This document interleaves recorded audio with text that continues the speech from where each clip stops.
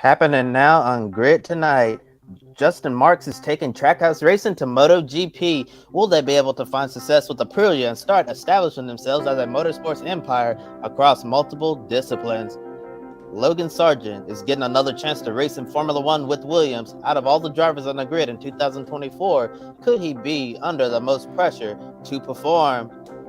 And now the drama that's got the Formula One world all fired up. Toto and Susie Wolff are under investigation by the FIA for a potential conflict of interest. Are these allegations legitimate or unfairly targeting the F1 power couple? Hello to all our viewers watching here in the United States and around the world. Welcome to Grid Tonight, your weekly motorsports news program. I'm Kobe Lambert. With me is Alex Anderson from the Gay Racing Podcast and Matt White from Grid Endurance Performance Index. We encourage everyone to comment in the chat below, ask questions, consider supporting us through this super chat feature. And before I let you take it away with our top story this evening, Alice, got a comment already in the chat room from Upright Fossil. Said, my 2 cents is Trackhouse. They're worth following. Nicest bunch of fun guys on the circuit. And that's right, Upright Fossil. Trackhouse, let's talk about them. The NASCAR Cup Series team, Trackhouse Racing, they're expanding their motorsports program in 2024 by entering the MotoGP World Championship. Trackhouse Entertainment Group is based in Nashville, Tennessee, but its MotoGP team will operate out of Noale, Italy. They'll enter 2 Aprilia bikes for riders Miguel Oliveira and Raúl Fernández. Being the only American team in MotoGP, this will help shine the light on motorcycle racing once again in the United States. One of the most successful American riders was the late Nicky Hayden. Trackhouse team owner Justin Marks called this an exciting moment for his young company, and he's committed to helping the sport grow in North America and beyond. This photo is courtesy of MotoGP. So, Trackhouse, they entered the scene just a few years ago. They wanted to be disruptors, and they had the motto, "Why not us?" So, why MotoGP, and why now do you see their involvement helping grow MotoGP in America? What do you think, Matt? Well, good evening, everybody. This is a story we kind of caught wind of last week after the Valencia Grand Prix a couple of weeks ago for MotoGP, that this was coming down the pipe. And here it is. And of all the motorsport teams in the world at the beginning of this year, your bingo card would not have had Justin Marks and Mr. Worldwide going worldwide and going to MotoGP with Trackhouse Racing. 305 Aprilia, it should be called, frankly, but it isn't. But it's cool. It's really cool. It's one of those, a bit like when Haas came in to Formula One all those years ago. It's good to see an American team on the grid. It will hopefully get more people watching it on television, your side of the Atlantic, and tuning in. There'll obviously be a lot of PR stuff going on around the COTA weekend when we get there for MotoGP, which is in March, April, off the top of my head. But it's really cool to see this happen. Ben says, even though this isn't a full NASCAR story, I'll say it again, Justin Marks is a future Hall of Famer. He is. He's making things happen wherever he goes over these last couple of years. He's got Kimi Raikkonen in one of his cup cars. He's got SVG on the way or already winning and now on his way properly next year. And now this has happened. So cool to see. They've got, as you said, a Spaniard and a Portuguese on the bike, which they rode this season. So that is good news. It's not a full, fresh everything. They'll have plenty of experience of the year, and they did pretty well from time to time on it. Adam says, good evening to you, Adam. He says, who wants to see Trackhouse Racing in supercars or IMSA? We were just talking about that backstage before we hit the button to go live. Where do we see them going next? We've talked so much about Andretti Global over the last couple of months. Could Trackhouse be the new Andretti and taking themselves off everywhere across the planet of motorsport? I mean, who knows what's going to happen next. Hello to Demetes in the chat. If you want to get involved, drop your comments about this and the upcoming Formula One story, which there's plenty of talk about. We'll get to that shortly. Do you like the MotoGP? Yes, absolutely. I've only just watched the Indonesian race, though. I'm 6 races behind because they've been so busy at the back end of this year. But it's been a fantastic season of it, and it will be great to have that American team. With that, you won't miss that bike. It'll be stand out throughout the field, and every camera shot you'll see the stars and stripes coming through. So hopefully, and Aprilia have been on that upward curve throughout the last couple of years, with Aleix Espargaro getting a couple of wins with the big Aprilia team this year. Then it's all pointing upwards for Aprilia, and as you say, that bike looks very, very slick, based on a old Nicky Hayden testing livery that he ran when he was at Ducati in the back end of the 2000s before he switched to old superbikes. But looks great, and hopefully it goes as well as Aprilia have been going this season. And as I say, everybody, all the bike fans stateside can get behind this team, and hopefully we'll get some more American riders in the system. We've got Joe Roberts in Moto2. He's probably the next best American hope. He's been in that pipeline for some time, and we'll have to wait and see if we can have, like they talked about with Haas, an American team with American drivers, or in this case, riders, in the next few years. Yeah, this is really interesting for me. I've never watched MotoGP or anything, but this has me very intrigued for next year, so I'll try and tune into a race or two. Now, Carlos Ezpeleta, the chief sporting officer of Dorna Sports, said Trackhouse is perfect for MotoGP because they know how to win and they arrive with their great personality. He also emphasized the importance of independent teams during this competitive era, and Aprilia offer extensive support, which makes this an exciting prospect. And according to Adam of the Sports Business Journal, Justin Marks wants Trackhouse to enter the Indianapolis 500 whenever they find a compelling opportunity. Marks also wants it to be part of the double with one of their NASCAR drivers behind the wheel. And if I had to make a prediction, I bet that'll be SVG. So, Matt, what are your year one expectations for Trackhouse Aprilia MotoGP team? And could Justin Marks be a younger version of Michael Andretti, Chip Ganassi, or Roger Penske with his ambitions across all of motorsport? Would it be absolutely spot on Shane Van Gisbergen to go to the Indy 500 at some point? That I'm all in on. Yeah. Is he going to be in that caliber of those teams you mentioned? Only time will tell, but what we've seen over the last 2.5, 3 years, whatever it's been now, in the Cup Series and now with this, what will they add? As Adam posted in his comment before, what comes next for Trackhouse? All just, the sky's the limit for Justin Marks, Pitbull, and that team at the moment. And yeah, a Trackhouse Indy 500 Charlotte 600 double would be something we've got, of course, to look forward to next year with the man behind me on the wall. So that is one thing to look forward to next May. But yeah, I mean, where would the Trackhouse web weave itself over the next couple of years? It could go absolutely anywhere. We could see Trackhouse in the World Rally Championship with Cadillac or something. Yeah, absolutely, completely crazy. Who knows? SVG versus Scotty Mack in the N500. Sign me up. Yes, Adam. Will they do a park-in like they did at Pukekohe all those years ago in Indianapolis Victory Lane? That'd be funny, wouldn't it? But all that to play out. We'll have to see what this Trackhouse web weaves over the next couple of years, as I say.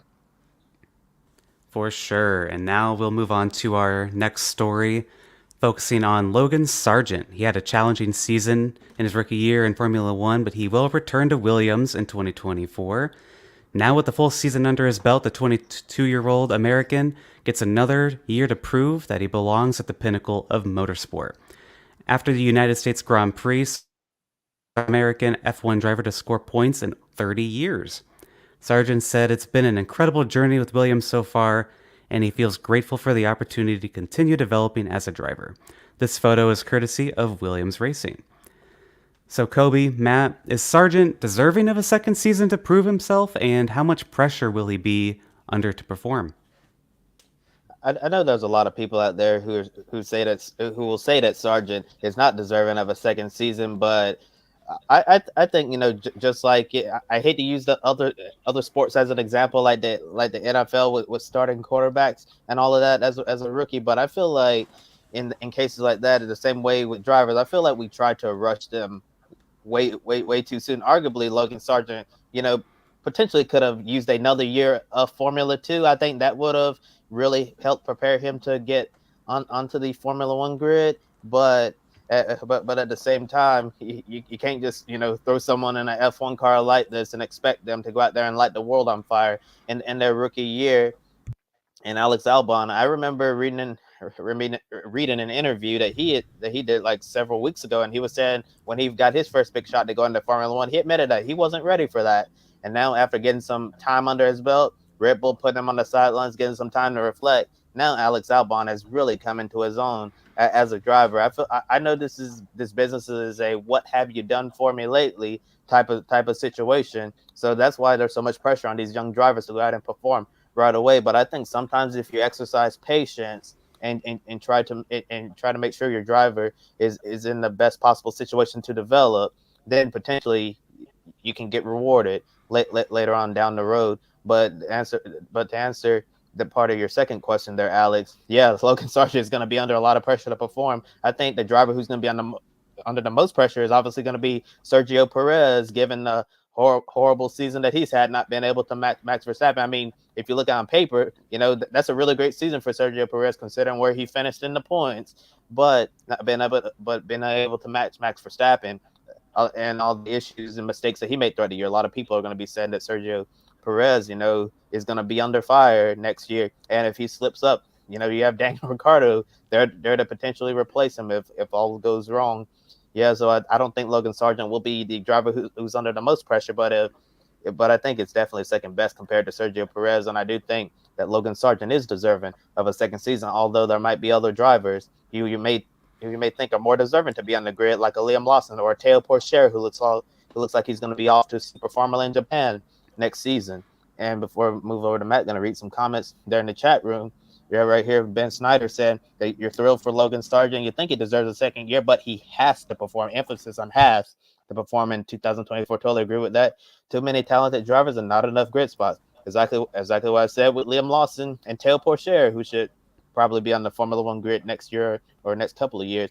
And he said also doesn't help that you have people like Oscar Piastri and Liam Lawson came right in as rookies and set the world on fire. By comparison, yeah, that's true. Sometimes you just have some of these super rookies out there, and other times it takes some rookies to truly develop before we see what they can really do. And I think we saw that with Alex Albon. He struggled at first and had some time away, came back, and look where he is now. Maybe you give Logan Sargent some time, and he can surprise a lot of people as well. Yeah, you go back to Albon's promotion out of F2, where he was a race winner and a front runner, but he never really looked like he was going to come into Formula One and blow people away. Then he got promoted to the big team probably a little bit early, then ended up getting subbed off, put on the bench for a little while, and now he comes back at Williams and he's done tremendously well. Probably been one of the stars of the season for me, Alex Albon, last year. But Logan did pretty well in that second sort of last quarter of the year, and got those points on the board as well. So he had a bit of a dip in the summer. We talked about it on the show. What were they going to do with Logan? And they've given him a second chance. If it was me, and we know James Vale, and we're going to talk about people that have got connections with other teams and things in a moment, but James Vale has got connections with Mercedes. I would have liked to have seen Frederick Vesti come up. He's going to be the Mercedes reserve driver next season, and probably, if he goes back to Formula 2, has to be the championship favourite, being that he was runner-up this year.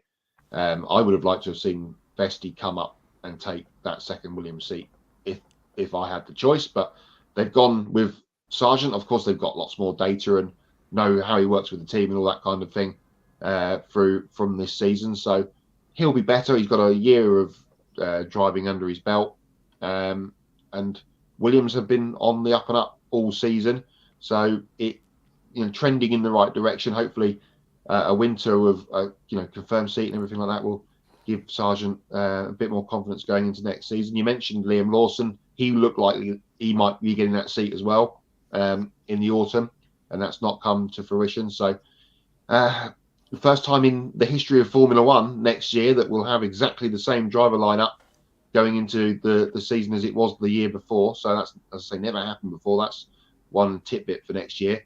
And you mentioned Sergio Perez, Kobe. We'll watch that with interest. How long will Perez last next season if his form continues the way it has done over the back end of this, well, basically the last three quarters of 2023. And now let's move into our hot topic, staying on Formula One here. There were some troubling allegations that emerged from a media outlet, and the FIA decided to launch an investigation into Mercedes F1 team principal Toto Wolff and his wife, F1 Academy Managing Director Susie Wolff. The Wolffs are being investigated for a potential conflict of interest regarding the sharing of confidential information. According to a report from Business F1 magazine, several F1 team officials were concerned after Toto Wolff made comments in a recent meeting that had others believing this information could only come from F1. This led to allegations about the couple passing on information to parties that shouldn't share. Now, the FIA statement. The FIA is aware of media speculation centered on the allegation of information of a confidential nature being passed to an F1 team principal from a member of FOM personnel. The FIA Compliance Department is looking into the matter. And then Formula One says it notes the public statement made by the FIA this evening that it was not shared with us in advance. F1 adds that it has complete confidence that the allegations are wrong and would caution anyone against making imprudent and serious allegations without substance. That's from Philip Horton on Twitter. And now this is from Mercedes, the team itself. We note the generic statement from the FIA this evening, which responds to unsubstantiated allegations from a single media outlet, and the off-the-record briefing, which has linked it to the team principal of Mercedes-AMG F1. The team has received no communication from the FIA Compliance Department on this topic, and it was highly surprising to learn of the investigation through a media statement. We wholly reject the allegation in the statement and associated media coverage, which wrongly impinges on the integrity and compliance of our team principal. As a matter of course, we invite full, prompt, and transparent correspondence from the FIA Compliance Department regarding this investigation and its contents. And then this is from Susie Wolff. I am deeply insulted but sadly unsurprised by the public allegations that have been made this evening. It is disheartening that my integrity is being called into question in such a manner, especially when it seems to be rooted in intimidatory and misogynistic behavior and focused on my marital status rather than my abilities. Throughout my career in motorsport, I have encountered and overcome numerous obstacles, and I refuse to let these baseless allegations overshadow my dedication and passion for F1 Academy. As a woman in this sport, I have faced my fair share of challenges, but my commitment to breaking down barriers and paving the way for future generations to succeed remains unwavering. In the strongest possible terms, I reject these allegations. And you can read more about this developing story in the Associated Press article. Link is in the video description below. Several hours before the show, all F1 teams put out the same statement in an organized manner, saying they weren't the ones who brought up the allegations against the Wolffs. So here's Red Bull's statement. We can confirm that we have not made any complaint to the FIA regarding the allegation of information of a confidential nature being passed between an F1 team principal and a member of FOM staff. We are pleased and proud to support F1 Academy and its managing director through our commitment to sponsor an entrant in our liveries from next season. This is the latest episode of the relationship between the FIA and F1 deteriorating. According to Andrew Benson of BBC Sport, multiple sources said if the FIA president, Mohammed bin Sulayem, continues to act in a way considered detrimental to the sport, Liberty Media would lose patience and consider parting ways with the FIA. So, are the Wolffs being unfairly targeted in this investigation, and was the FIA wrong to react so quickly to these allegations reported by only one media outlet? Kobe, let's start with you. Well, Alex, all I'll say is I really hope any sanctioning body with any integrity out there would conduct an investigation based on a report from a media outlet which doesn't really have a good reputation to begin with. Yeah, so if that's what the FIA is basing these allegations on, which are serious allegations, then like what are we doing here? We've completely gone off the rails here. And for Toto and Susie Wolff, they're a powerful couple inside the Formula One paddock, and to use this situation and considering like who they are in Formula One is just a really bizarre situation. So of course it does not surprise me that why Susie Wolff, in her statement feels like she's been targeted because she's married to Toto Wolff, and she's been targeted for being a successful woman in motorsport. And so, like, to make matters worse, today's December 6th. You know what today is? Today is Susie Wolff's birthday, so she has this storm cloud hanging above her head on her birthday. I'd really hate if something like this happened on my birthday, where you're dealing with drama, having to put out statements, having to defend yourselves, and as you were saying, Alex, you know, the FIA and Formula One have been having problems for quite a while now, and the FIA president Ben Solium is, you know, he hasn't really made things better, or because a lot of people are really displeased with how he's handling everything, and if he's launching this investigation in a way based on one media report, that's really not a good way to conduct business. I think, well, in my opinion, I think if you conduct an investigation, you need to have like a smoking gun. You need to have like the piece of evidence. You need to start going out and conducting an investigation, not just mere allegations. You need like some proof that some misconduct had been conducted. So unless they have that, I don't even understand why they would begin to investigate the Wolves for any wrongdoings. But like anything else, we'll have to wait and see how this situation unfolds. Is definitely a troubling situation, regardless of how you look at it. Even if the Wolves are completely innocent, have done nothing wrong, the damage is already done. Yeah, this is going to hurt their reputations. People are going to question Toto and Susie Wolff moving forward, even if they're completely innocent. And this report just ends up being a baseless report, you know, with no substance at all. And before I turn over to you, Matt, got some comments going to catch up on. Adam Lemery's referring to our last segment, says Felipe Drukovich deserves a seat in Formula One. Aston Martin over, you say in Aston Martin over Lance Stroll. Yeah, I totally agree with that. Yeah, we talked about Felipe Drukovich a week or two ago after he really impressed in the postseason test in Abu Dhabi. And Adam also in full agreement with me and everything I said about the Wolves. How you feel about the situation, Matt? I'm always never sure if to call them the Wolves or the Wolves. It's a bit of a tricky conundrum, isn't it? After the, let's face it, fairly drab Formula One season that we've had, and the no silly season chat that we've kind of just wrapped up on with the Logan Sargent news being confirmed this week, you just thought that they have a couple of weeks off of Formula One nonsense over the Christmas and New Year break, and now this all bombshell all blows up in our faces yesterday. Congratulations to the unnamed source. Well done them for allegedly making something up on the spot and just trying to stir the pot with their big spoon. But who knows? I mean, all things you would think in this, I don't want to speak out of turn here, point to the team not so far down the road from me, the blue team with the yellow nose, because their team principal and the one that we've just been talking about, Mr. Toto, they've been at each other's throats, haven't they, for the last couple of years, of course, with the championship battle in 2021 and all the way back to the Hamilton and Verstappen clash at Silverstone and all that's happened since then and before. And it's just another thing that adds on. We had the Hamilton rumours of him going to Red Bull or having a chat with Christian. We didn't talk about it too much on the show, but that was all going on in the media over the Abu Dhabi weekend a couple of weeks ago. So just more Red Bull and Mercedes swirling going on. The copy and paste statements from all of the teams, like dominoes over the couple of hours this afternoon here in the UK and earlier on this morning for you guys stateside, was just who's going to come next. Oh, well, it mustn't have been them then. But if this is a thing, there is a mole in the paddock somewhere. Of course, there's lots of people saying things to journalists to try and get some stories going. Most of them are personal managers of drivers for contract stuff, but we know that one's already all sorted with people not moving anywhere. So I said, I think last week or a couple of weeks ago, I'm just sick of Formula One at the moment.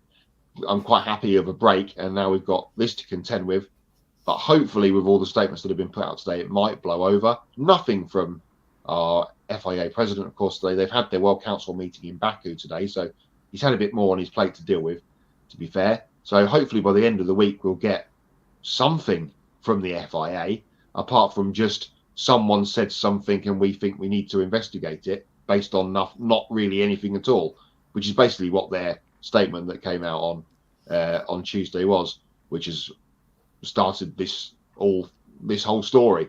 So let's hope we get something a bit more clean cut from somebody in the compliance department or someone in the FIA to put this story to bed before Christmas, because if it rolls through and into next year and then we go testing and everything, it's just going to be an absolute mess. Thanks, Ben. He's agreeing with my sick of Formula One at the moment comment, because I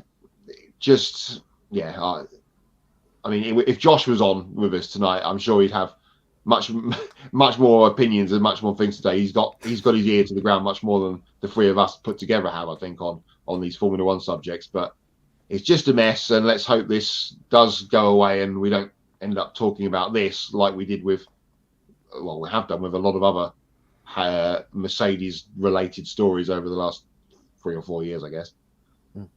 Yeah, well, Matt, if this story continues to drag on for weeks and weeks after Christmas, Josh will have his opportunity to talk about it. Yeah.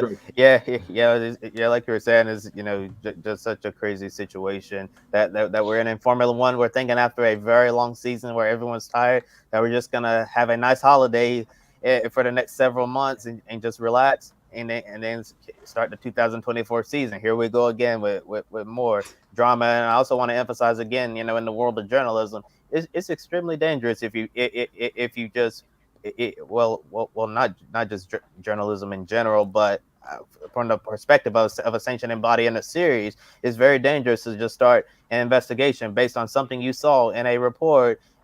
Like I say, you need to have evidence showing that there is proof of potential wrongdoing to start your investigation. I just can't pick up the Sunday paper and see this report about someone doing something wrong and be like, yep, it's time to launch an investigation because of what I saw. Yeah, it's just a really ridiculous situation, and I'm sorry for Susie. We'll have to spend her birthday with like I said, with this storm cloud hanging over her head. This is like the worst possible luck for her.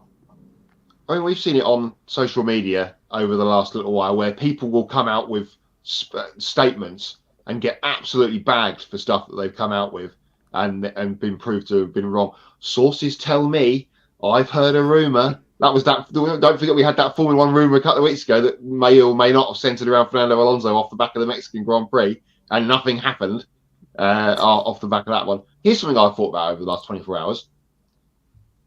2 random teams. Let's say someone from McLaren, a mechanic or team personnel member, is in a relationship with someone at AlphaTauri, Williams, Aston Martin.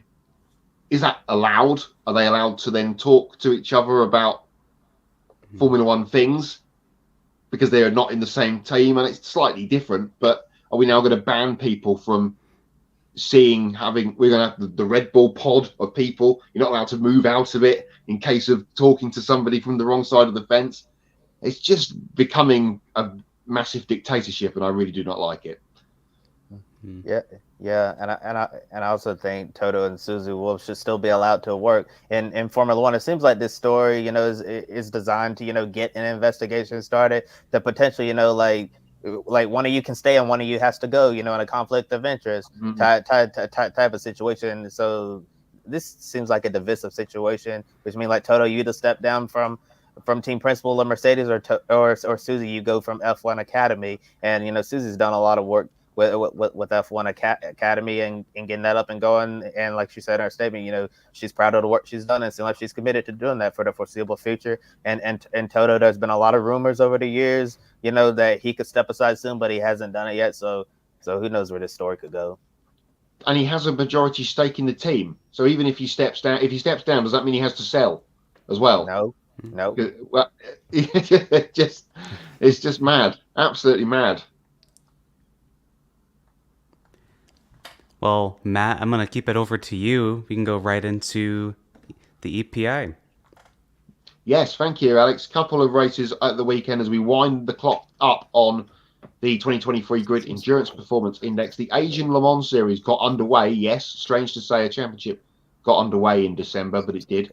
At the weekend at Sepang, 2 4-hour races, although the first one was actually cut short by a rain shower that came through. I think they only ran 3 hours and 45 minutes rather than the full 4 hours on Saturday, but the race was run and completed, and they'll pick up again in February with the continuation of the championship. But the results from the weekend: on Saturday, Aman Al-Hati, Nikita Mazepan, and Louis Delatraz won overall and in the LMP2 class. In LMP3, it was a win for James Winslow, Alex Bukhansov, and Indy Next driver Daniel Frost making his international sports car debut. So good win for him there. And in GT, Christopher Haase, Jill Magnus, and Alban Valtutti won, driving an Audi. On the second race on Sunday, it was a win for the American kind of backdoor supported team. George Kurtz and Colin Braun, along with Peugeot Junior Malfi Jakobsen, getting the win overall in LMP2. The Saturday winners, Al-Hati, Mazepin, and Delatraz, came second in that race, so they lead the championship. In LMP3 on Sunday, Michael Jensen, Nick Adcock, and Fabian Laverne were the winners. And in GT, it was Alex Malikin, Joel Strum, and Klaus Bachler for Porsche. 2 more races in the Grid EPI to conclude the year. They are this weekend. Saturday is the Kuwait 12 hours, the final round of the year for the Creventic 24-hour series. And then on Sunday is the Golf 12 hours at Abu Dhabi. 2 more races to go in the Grid EPI. We'll have all the graphics for you next week with the final standings, and we will officially crown Sebastian Buemi and Ryo Hirakawa as the Grid EPI champions of 2023. Now it's time to hand over to Kobe for the rest of the headlines from the week. Thanks, Matt. Time for some more motorsports news from around the world. After spending the last decade as a BMW factory driver, John Edwards is stepping away from racing. Edwards closes the chapter on his racing career as he begins a new career as a pilot. According to BeamerLife.com, Edwards has been a pilot for years, but he decided to pursue it on a professional level after the COVID-19 pandemic changed the job market here. Edwards said the shortage of pilots to fly airplanes played a role in his decision to hang up the helmet and wanted to do his part to help solve the problem. Although Edwards will be spending more time focusing on being a pilot, he doesn't like the word retirement, so he'd be open to doing a few races in the future when the time allows. So I guess semi-retired will probably be the better way to put it for John Edwards. Photo courtesy of BMW. Formula One announced where its 6 sprint races will take place in 2024, starting with the Chinese Grand Prix in April, followed by the Miami Grand Prix in May. The Austrian Grand Prix will host the 3rd sprint race at the end of June to reach the halfway point. After a few months off, the sprint races return at the United States Grand Prix in October. Then they finish up at the Sao Paulo Grand Prix and Qatar Grand Prix to close out the 2024 F1 sprint season. Graphic courtesy of F1. Legacy Motor Club and Advent Health announced a brand new partnership during the 2024 NASCAR Cup Series season. Advent Health will sponsor Eric Jones's number 43 Toyota in 6 races, including the Daytona 500. They'll also sponsor 7-time Cup champion Jimmy Johnson in 3 races at Texas, Charlotte, and the Advent Health 400 at Kansas. Will be behind the wheel of the number 84 Toyota. Jones said this is a great partnership for him on a professional and personal level. Healthcare is one of the key pillars in the Eric Jones Foundation and felt like that their values aligned instantly. McAnally Hilgeman Racing signed Jack Wood to run full-time in the 2024 ARCA Menards Series West season. Wood will drive Bill McAnally's iconic number 16 Chevrolet, sponsored by Napa Auto Care. They'll also compete in the NASCAR Craftsman Truck Series and MHR's number 91 Chevrolet Silverado in 14 races. Alongside full-season drivers Chris Eckes and Daniel Dye, Kevin Bellacourt will serve as Wood's crew chief in both series, while 3-time ARCA West champion Eric Holmes will be his driver, coach, and spotter. Graphic courtesy of McAnally Hilgeman Racing. And some other ARCA news that popped up. The 2024 schedule was released for the ARCA East and ARCA West series. On the east side, you got Five Flag Speedway, Dover, Nashville, Flat Rock, Iowa, IRP, Milwaukee, and in Bristol. And then on the west side, you got Phoenix, Irwindale, Kevin Harvick's Kern Raceway, Portland, Sonoma, Irwindale again, Shasta, Tri-City, Madera, All-American, Kevin Harvick's track as well out there on the West Coast, and in Phoenix. And a noticeable event that's missing there on the ARCA West schedule is the Bull Ring at Las Vegas. And that'll do it for tonight's show. I'm going to send over to Alex to close us up. Thanks, Kobe. So if you're watching out there and you're not subscribed, subscribe. Get notified when we go live or if we have a new episode go out. And thank you for helping us reach a milestone of 770 subscribers. And as Ben says, the ARCA Menards 37.5% East Series. Now, help us reach our new goal of 800 subscribers on the road to 1,000. Don't forget to hit the bell icon to get some notifications. You can follow all of our social media platforms and visit gridranking.com. Take 5 minutes to invest in the Grid Network through Patreon. Join Colin, Mark, Deshelle, Robin, David, and Matthew in investing each month in the Grid Network. We encourage you to join the amazing group of people who keep us on the air. Once we hit $500 a month, we can start sending our team to the track to cover more races and continue expanding our coverage. Link is in the video description below. If you want to do a one-time donation, you can click on Buy Me a Coffee and get your name on the board and invest as much as you'd like. Consider buying a specific on-air personality a cup of coffee and they'll thank you on the air. You can also support us by donating during our live streams through Super Chat. For Matt White from Grid Endurance Performance Index and Kobe Lambeth, I'm Alex Anderson from the Gay Racing Podcast. Thanks for watching and we'll see you next time. Thank you for watching us right here on YouTube. Be sure to subscribe and check out some of our other videos, including Life on the Grid, where we interview folks from the motorsports industry. Thank you for watching. We'll see you next time.